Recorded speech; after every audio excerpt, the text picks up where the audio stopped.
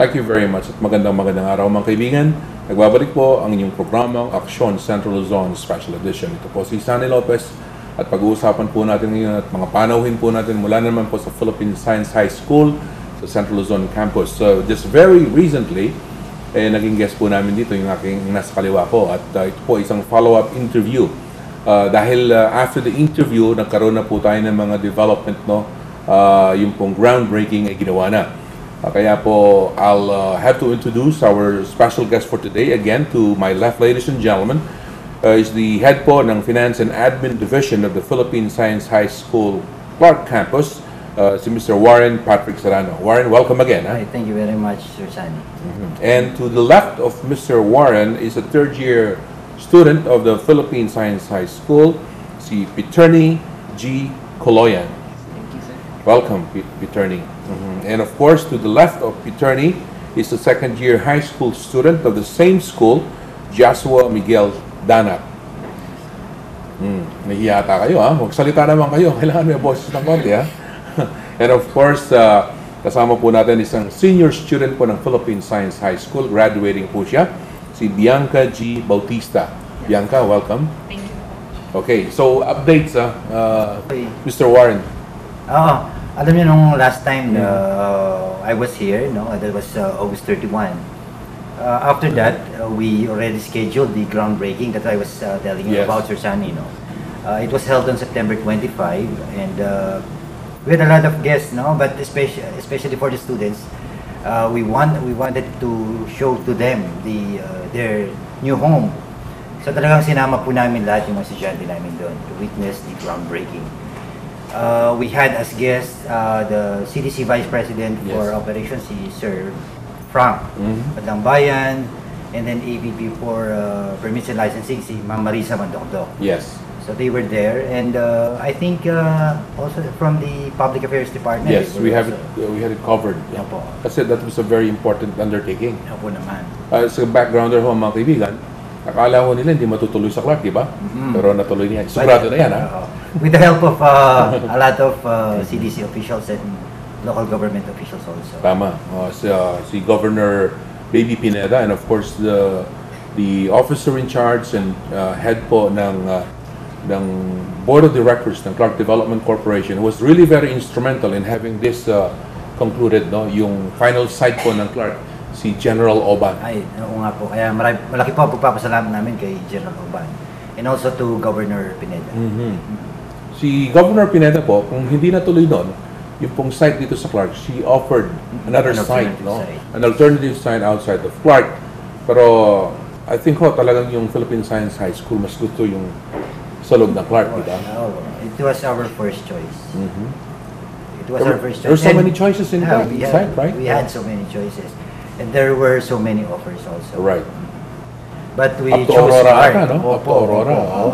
The first one was the first offer was from Aurora, in fact. But of course, this is the most strategic place for the campus. For Central Luzon, for Central Luzon, especially. Okay, how many students do you have right now? Right now, we already have 296 students, and they're very well distributed from all the 7 provinces of Central Luzon. And in fact, we even have some students from Southern Luzon. Southern Luzon kasi wala pa pong campus doon, so we accommodate some of them. But mostly they come from Central Luzon provinces. So what is the total enrollment now for the Clark campus? It's 296. Yung gagraduate ka? Po. Kasama na po dyan si Bianca. Ilan ba yung kung papasa sila, papala rin. Mukhang may doubt, ha? There are 61 senior students. Wow. So ang ibig mong sabihin, nung 90 silang pumasok ng first year, meron na rin meron hindi nakapagtapos. Actually, when they started, batch 2013, the first batch, there were 68 students that I saw. And then eventually, after a week, there were 65. And then after that, there were those who chose to move on. And so now there are 61 brave students. Yes. Bright and brave. Soon to be, yeah. And soon to be graduates. You signed a contract. Your parents signed a contract. Tama ba yan? Before po ng enrollment, may binigay po sa amin contract regarding sa pagpasok ng PSI. Included po dito yung pag-stay namin sa Philippines to serve back to the country after for public service. Yun po. Meaning you can go abroad immediately after your graduation sa college. Opo. Kailangan po mag-serve muna sa country for years. And included na rin po yung pag-take ng science and technology courses sa college. And what is your choice for after kung graduate ka? Kung graduate po ako, I'm planning to take chemical engineering po. Chemical engineering. Yes. So, is that something that you wanted ever since? Actually, na-discover ko lang po na gusto kong mag-engineering dito sa PSI. Before, I really wanted to take culinary arts, those related to food. But then, I realized na I really wanted to take a science and technology course. Especially na expose ako dito sa Philippine science. So, ayun po, na-discover ko po na gusto kong mag-engineering talaga. Okay, but even if you take up engineering, as a chemical engineer, if you graduate and finish that course, pwede pa rin yung gusto mo, di ba? Opo.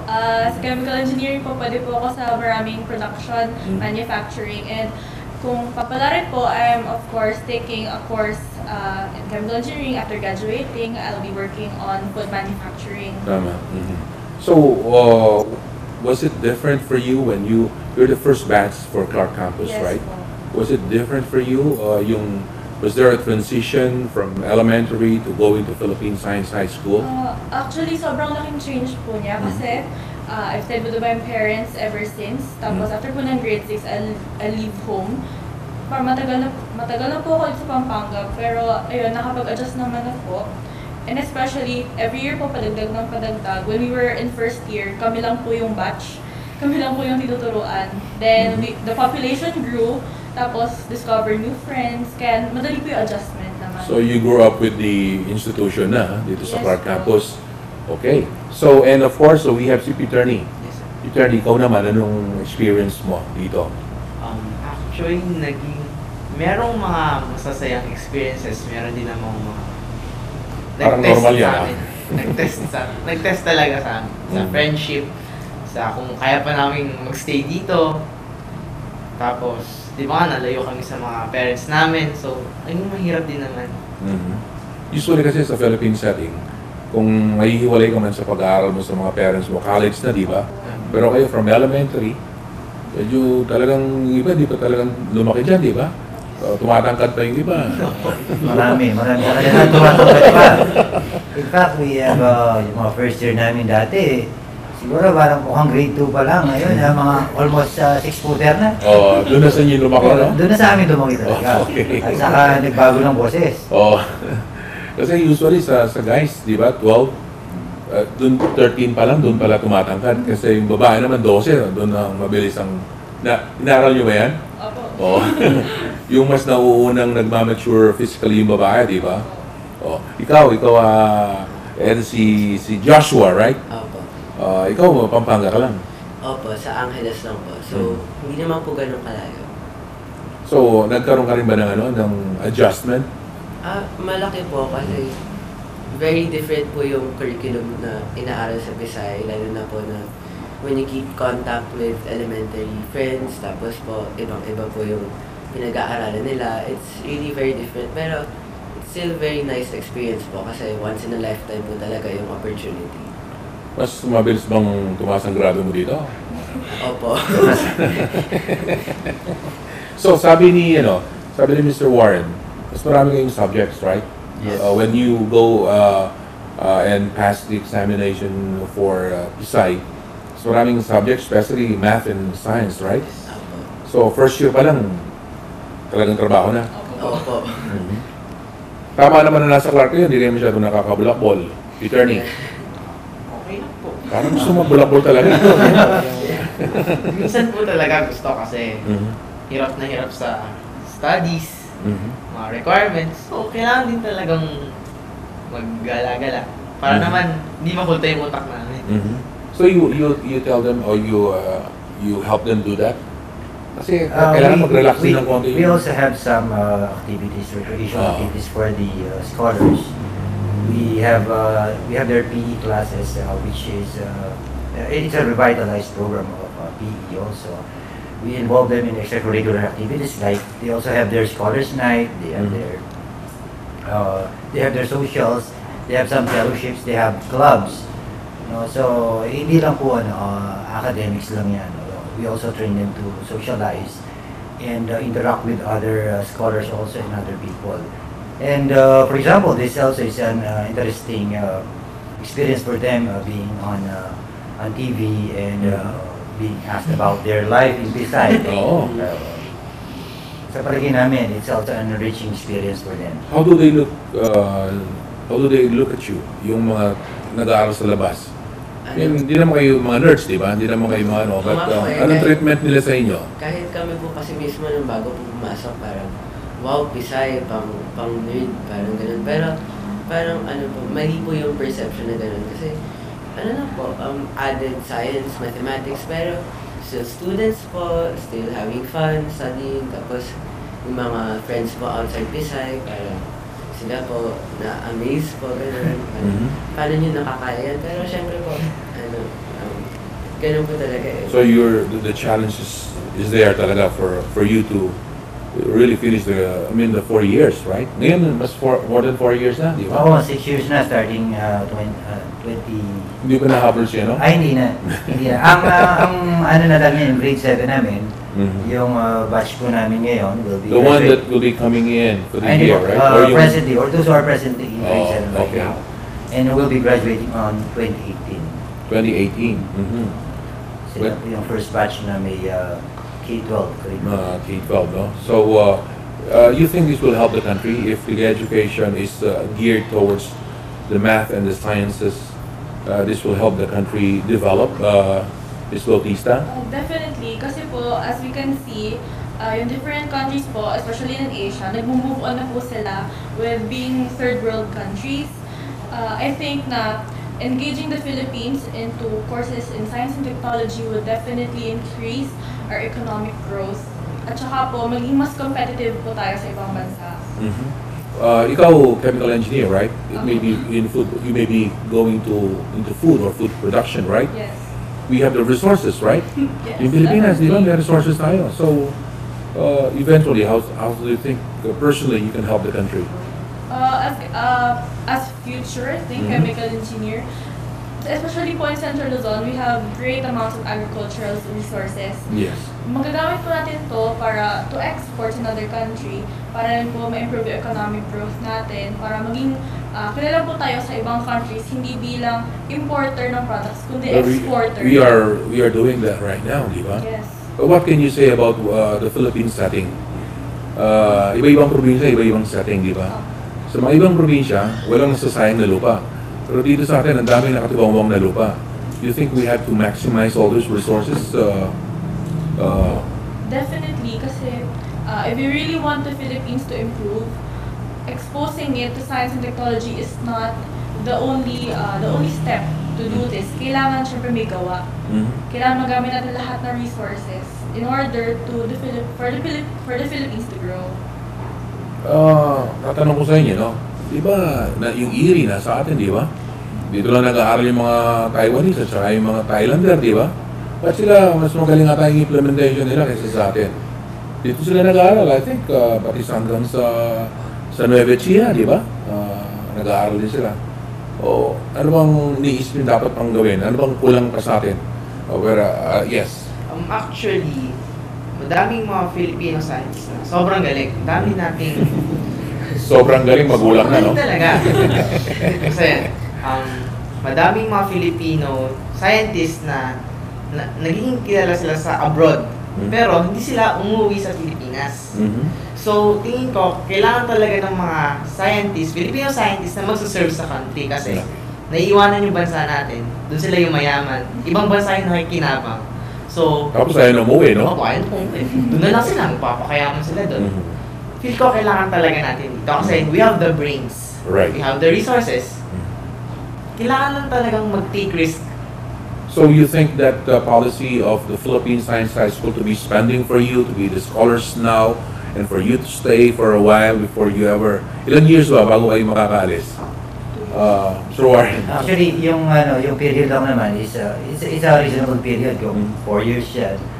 But the important thing is for them to major in science and technology and to and give a reasonable time for to share their talents, no, sa Philippines para it will lead it. Pero we really cannot force them to stay on, but early on, we just put the value.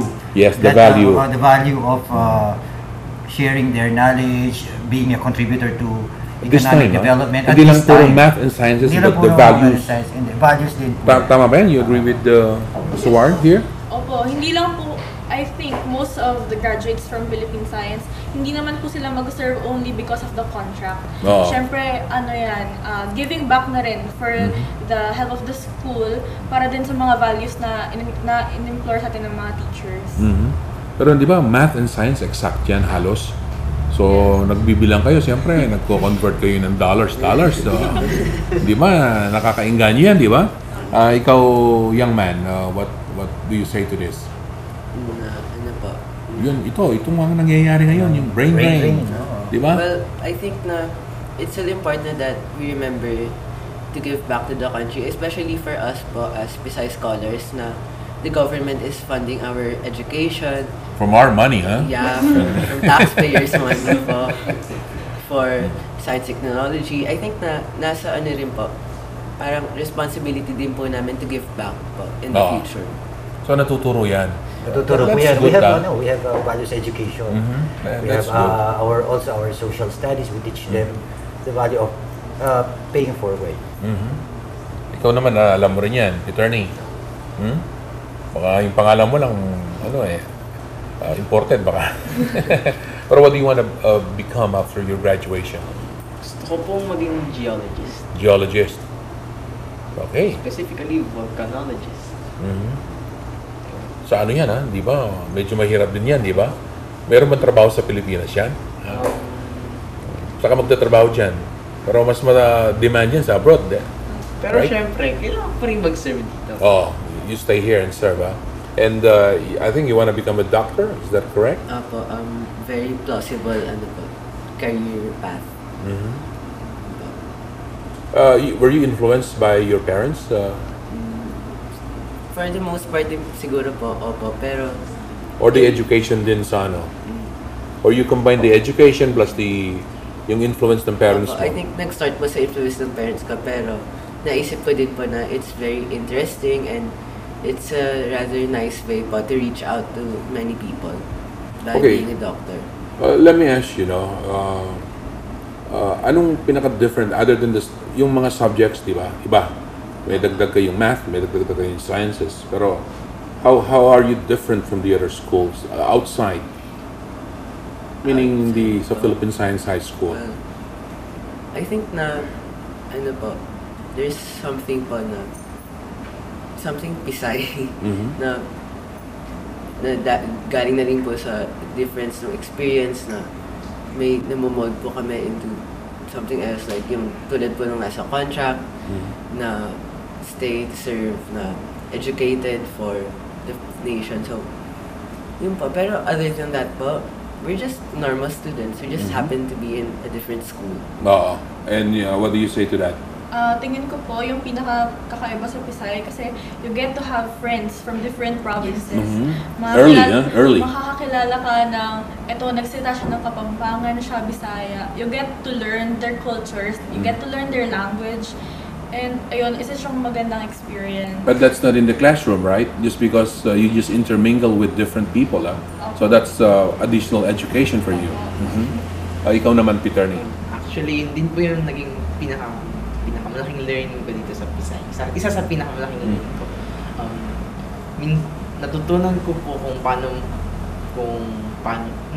nalaman ko po kung paano mag-isip yung mga taga-ganon, taga-Bataan, taga-Pampanga. Nakapag-share ako kung paano kami mabuhay sa Bulacan. And with that, mutual naman po yung nagiging learning namin. Tapos, nagiging close din kami sa mga teachers. Tapos, ayun. O yung pagiging independent because elementary pa lang, nahiwalay na kayo sa mga parents nyo, di ba? Hindi masyadong usual yan sa Philippine setting, right? So, are you more independent now, you think? Opo, kasi po, kapag wala naman yung parents, you get to make decisions para sa sarili mo kapag wala sila. So, you learn the right and wrong on a very early stage. Without, kasi parang... Or the absence of the family or the parents, you learn to do more wrong kasi walang nagbabantay sa'yo, ganyan. Kasi po, if you do something wrong, mapapunish ka dyan at dun ka matututo. Learning from something wrong. Again, from experience. Opo. And ikaw, Doc? Well, ano po, kasi on my part po, hindi naman po kasi ako nag-dorm. Pero it's still a very big change po na lots of responsibility po, so much work to do. And hindi po, talaga pong matututo kayo na maging independent po. Na you have to really work hard if you don't want to get left behind. Again, Mr. Warren, magkano yung ginagastos ng bansa sa kanila? Every student? Siguro, for every student, mga Investment ito, for the 4 years, no, mga 1 million. Milyonaryo na kayo pag graduate mo, Meaning, we invest in equipment, we invest in supplies, we invest people, in the teachers. We invest in training also. So, all in nga po. Pero it's not really the value, no? Pero it's really having the HRDP program, the Human Resource Program of the government, moving on, starting with the high school education of students, for them to contribute to economic development. And that's the, I think that's the main point. Yun ang long-term investment natin. Investment, yes.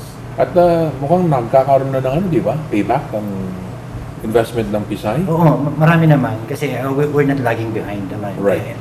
Right now, we're moving on sa ating GNP and GDP. It's because we have talented people. And many of them are graduates of Pisay. Many are influenced by Pisay people. Okay, so I'd like to thank each and every one of you. Huwag ka muna alis, Mr. Warren. Meron pa tayong isang batch na i-interviewin, no? Sige naman. Okay. So maraming salamat, ha? Thank you po. Thank you po. Okay, thank you very much. Ito mga kaibigan, si Peterni ho is from Bulacan, si Joshua is from Pampanga, right? And of course, Bianca is from Bulacan also.